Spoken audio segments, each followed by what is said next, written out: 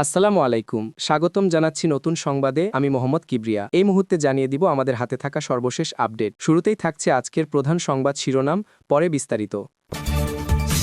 ভেন্টিলেশনে মৃদুসজ্জায় বেগম খালেদা জিয়া। বাংলাদেশ হারাতে চলছে সাবেক তিনবারের এই প্রধানমন্ত্রীকে। ইচ্ছে থাকলেও ফিরতে পারবে না বিএনপির ভারপ্রাপ্ত চেয়ারম্যান তারেকে রহমান। শেষ পর্যন্ত জার্মানির এয়ার অ্যাম্বুলেন্সও না আসার সিদ্ধান্ত জানালো কাতার আমির। এতক্ষণ শুনছিলেন সংবাদ শিরোনাম, এবার বিস্তারিত। দেশের রাজনৈতিক অঙ্গন এবং সাধারণ মানুষের আবেগের জায়গা থেকে আজকের সবচেয়ে বড় এবং উদ্বেগজনক খবরটি হল সাবেক প্রধানমন্ত্রী বেগম খালেদা জিয়ার শারীরিক অবস্থার চরম অবনতি এবং ভেন্টিলেশন সাপোর্টে থাকার বিষয়টি, যা সত্যিকার অর্থেই দেশজুড়ে এক গভীর শঙ্কার জন্ম দিয়েছে। হাসপাতালের নির্ভরযোগ্য সূত্র এবং বিভিন্ন সংবাদ মাধ্যমের রিপোর্ট অনুযায়ী বেগম জিয়ার শারীরিক অবস্থা এমন এক পর্যায়ে পৌঁছেছে যে তাকে কৃত্রিম শ্বাস-প্রশ্বাস বা ভেন্টিলেশন সাপোর্টের মাধ্যমে বাঁচিয়ে রাখার আপ্রাণ চেষ্টা চালিয়ে যাচ্ছেন চিকিৎসকরা। আর এই খবর ছড়িয়ে পড়ার পর থেকেই এভারকেয়ার হাসপাতালের সামনে এবং সারা দেশে তার অগণিত সমর্থক এবং শুভানুধ্যায়ীদের মধ্যে এক ধরনের শোকের ছায়া নেমে এসেছে। চিকিৎসা বিজ্ঞানের ভাষায় ভেন্টিলেশন সাপোর্ট তখনই দেওয়া হয় যখন কোনো রোগীর ফুসফুস স্বাভাবিকভাবে কাজ করতে পারে না বা শরীরে অক্সিজেনের মাত্রা বিপজ্জনক হারে কমে যায়। আর বেগম জিয়ার ক্ষেত্রে তার দীর্ঘদিনের লিভার সিরোসিস, কিডনি জটিলতা এবং হার্টের সমস্যার সাথে নতুন করে শ্বাসকষ্ট যুক্ত হওয়ায় পরিস্থিতি অত্যন্ত ক্রিটিক্যাল বা সংকটাপন্ন হয়ে দাঁড়িয়েছে। মেডিকেল বোর্ডের সদস্যরা দিনরাত এক করে তার শরীরের প্রতিটি প্যারামিটার পর্যবেক্ষণ করছেন, কিন্তু বয়সের ভার এবং মাল্টিপল অর্গান ফেইলিওরের ঝুঁকির কারণে ওষুধের রেসপন্স আশানুরূপ হচ্ছে না বলে জানা যাচ্ছে, যা আমাদের সবাইকে ভাবিয়ে তুলেছে যে বাংলাদেশ কি তবে সত্যিই তিনবারের এই সাবেক প্রধানমন্ত্রীকে হারানোর পথে দাঁড়িয়ে আছে। এই প্রশ্নটি এখন সবার মুখে মুখে ঘুরপাক খাচ্ছে, কারণ একজন রাজনীতিবিদ হিসেবে তিনি দীর্ঘ সময় ধরে দেশের নেতৃত্ব দিয়েছেন এবং তার সুস্থতার সাথে দেশের একটি বিশাল জনগোষ্ঠীর আবেগ জড়িত। আপনারা হয়তো লক্ষ্য করেছেন যে গত কয়েকদিন ধরেই তার শারীরিক অবস্থার ক্রমবনতি নিয়ে নানা গুঞ্জন শোনা যাচ্ছিল, কিন্তু ভেন্টিলেশন সাপোর্টে নেওয়ার সিদ্ধান্তটি পরিস্থিতিকে সম্পূর্ণ ভিন্ন মোড় দিয়েছে, যেখানে প্রতিটি মুহূর্ত এখন অত্যন্ত মূল্যবান। চিকিৎসকরা বলছেন এই ধরনের ক্রিটিক্যাল কেসে রোগীর অবস্থা যে কোনো সময় পরিবর্তন হতে পারে, তাই তারা এখনই চূড়ান্ত কোনো ঘোষণা দিতে চাইছেন না, বরং তারা শেষ মুহূর্ত পর্যন্ত চেষ্টা চালিয়ে যাওয়ার পক্ষে। এদিকে পরিবারের সদস্যরা এবং দলের জ্যেষ্ঠ নেতারা হাসপাতালে ভিড় করছেন এবং সারা দেশের মসজিদ এবং উপাসনালয়ে তার জন্য বিশেষ প্রার্থনার আয়োজন করা হচ্ছে, যা প্রমাণ করে যে রাজনৈতিক মতপার্থক্যের ঊর্ধ্বে উঠে মানুষ একজন অসুস্থ প্রবীণ নাগরিকের জন্য কতটা সহানুভূতিশীল। এই কঠিন সময়ে আমরাও চাই সঠিক তথ্যটি আপনাদের কাছে পৌঁছে দিতে, তাই সোশ্যাল মিডিয়ায় ছড়িয়ে পড়া যে কোনো যাচাইহীন খবরে বিভ্রান্ত না হয়ে আমাদের অফিসিয়াল আপডেটের ওপর নজর রাখার অনুরোধ রইল। আর আপনারা যারা এই মুহূর্তে ভিডিওটি দেখছেন, বেগম জিয়ার সুস্থতা কামনা করে কমেন্ট বক্সে আপনাদের দোয়া বা মতামত জানাতে পারেন, কারণ আপনাদের প্রতিটি কমেন্ট আমাদের কমিউনিটির জন্য গুরুত্বপূর্ণ। এবার আমরা চলে যাচ্ছি আজকের দ্বিতীয় অত্যন্ত গুরুত্বপূর্ণ এবং রাজনৈতিকভাবে তাৎপর্যপূর্ণ খবরে, যা হলো বিএনপির ভারপ্রাপ্ত চেয়ারম্যান তারেক রহমানের দেশে ফেরা নিয়ে সৃষ্ট জটিলতা এবং ইচ্ছা সত্ত্বেও তার ফিরতে না পারার পেছনের কারণগুলো নিয়ে বিস্তারিত বিশ্লেষণ। আপনারা অনেকেই হয়তো আশা করছিলেন যে দেশের বর্তমান পরিস্থিতিতে বা দলীয় প্রয়োজনে তিনি খুব দ্রুতই দেশে ফিরবেন, কিন্তু আইনি ও আন্তর্জাতিক প্রোটোকলের বেড়াজাল এবং সাম্প্রতিক কিছু পরিস্থিতির কারণে তার দেশে ফেরার পথটি আপাতত মসৃণ হচ্ছে না বলে বিভিন্ন সূত্র থেকে নিশ্চিত হওয়া গেছে।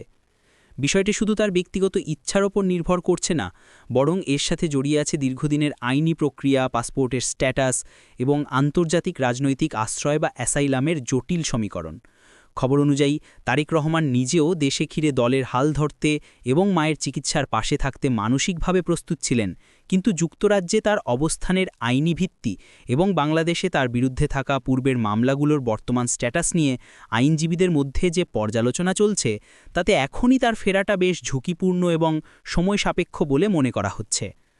আমাদের সংবিধান এবং আইন অনুযায়ী একজন নাগরিকের দেশে ফেরার অধিকার সবসময়ই থাকে, কিন্তু যখন কোনো ব্যক্তির বিরুদ্ধে আদালতের সাজা বা ওয়ারেন্ট থাকে এবং তিনি দীর্ঘদিন বিদেশে রাজনৈতিক আশ্রয়ে থাকেন, তখন সেই প্রক্রিয়াটি স্বাভাবিক ফ্লাইটে টিকিট কেটে ফেরার মতো সহজ থাকে না, বরং এর জন্য প্রয়োজন হয় আইনি সুরক্ষা বা জামিন প্রক্রিয়া নিশ্চিত করা।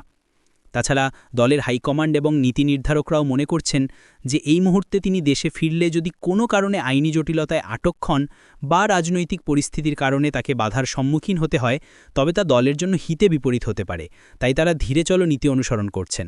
আপনারা জানেন যে রাজনীতিতে টাইমিং বা সময়জ্ঞান খুবই গুরুত্বপূর্ণ, আর তারেক রহমানের ফেরার বিষয়টি এমন এক সময় আলোচনায় এসেছে যখন দল এবং দেশের রাজনীতি একটি ক্রান্তিকাল পার করছে। সোশ্যাল মিডিয়া এবং দলীয় ফোরামে কর্মীদের মধ্যে হতাশা কাজ করছে যে তাদের নেতা কেন এই সময় আসছেন না, কিন্তু বাস্তবতা হলো আন্তর্জাতিক ট্রাভেল ডকুমেন্ট এবং আইনি ক্লিয়ারেন্স ছাড়া লন্ডন থেকে ঢাকা যাত্রা করা সম্ভব নয়। বিশ্লেষকরা বলছেন তার ফেরার পথে প্রধান বাধাগুলো দূর করতে হলে আইনি লড়াইয়ের মাধ্যমে আগে ক্ষেত্র প্রস্তুত করতে হবে, যা সময় সাপেক্ষ ব্যাপার। এই পরিস্থিতিতে আপনারা কি মনে করেন, আইনি প্রক্রিয়া শেষ করেই কি তার ফেরা উচিত, নাকি বর্তমান পরিস্থিতিতে ঝুঁকি নিয়ে হলেও তার দেশে আসা প্রয়োজন? আপনাদের সুচিন্তিত মতামত আমাদের কমেন্ট বক্সে শেয়ার করুন, আর রাজনীতির এই সব জটিল সমীকরণের সবশেষ খবর পেতে আমাদের চ্যানেলটি সাবস্ক্রাইব করে রাখুন।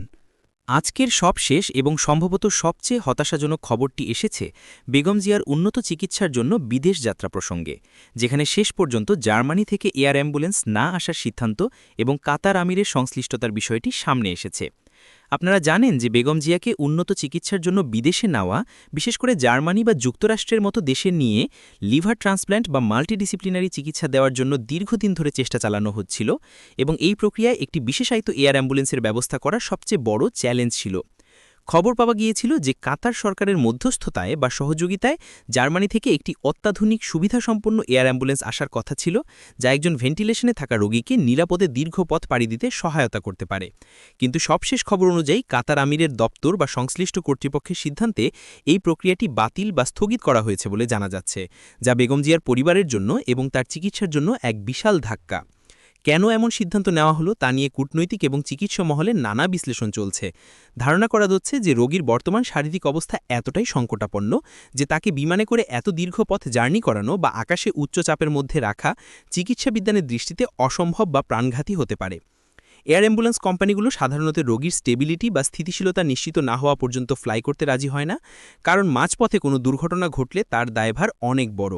এছাড়া এর পেছনে কোনো কূটনৈতিক প্রোটোকল বা আন্তর্জাতিক সম্পর্কের সমীকরণ কাজ করছে কিনা তা নিয়েও বিশ্লেষকরা প্রশ্ন তুলছেন। তবে মূল কথা হলো এই সিদ্ধান্তের ফলে তাকে বিদেশে নেওয়ার শেষ আশাটুকুও যেন নিভে যাচ্ছে। চিকিৎসকরা আগেই বলেছিলেন যে এভারকেয়ার হাসপাতালে যে চিকিৎসা সম্ভব তার সর্বোচ্চ পর্যায়ে দেওয়া হয়েছে, এখন প্রয়োজন ছিল দেশের বাইরের প্রযুক্তি। কিন্তু এয়ার অ্যাম্বুলেন্স না আসার এই খবরে সেই পথটি কার্যত বন্ধ হয়ে গেল। এখন প্রশ্ন হলো, তাহলে পরবর্তী পদক্ষেপ কি হবে? দেশেই কি তাকে সর্বোচ্চ সাপোর্ট দিয়ে রাখা হবে, নাকি অন্য কোনো দেশের সাথে যোগাযোগ করা হবে? এই বিষয়গুলো এখনও ধোঁয়াশাপূর্ণ। দর্শক, আপনারা বুঝতে পারছেন পরিস্থিতি কতটা জটিল আকার ধারণ করেছে, যেখানে রাজনীতি, কূটনীতি এবং চিকিৎসা বিজ্ঞান এক বিন্দুতে এসে দাঁড়িয়েছে। এই পুরো ঘটনা প্রবাহ আমরা নিবিড়ভাবে পর্যবেক্ষণ করছি এবং যে কোনো ব্রেকিং নিউজ আসামাত্রই আপনাদের জানাবো। আমাদের এই দীর্ঘ আলোচনায় থাকার জন্য এবং খবরের গভীরে গিয়ে বিষয়গুলো বোঝার চেষ্টা করার জন্য আপনাদের সবাইকে আন্তরিক ধন্যবাদ। দেখা হবে পরবর্তী ভিডিওতে নতুন কোনো খবরের বিশ্লেষণে। ততক্ষণ ভালো থাকুন।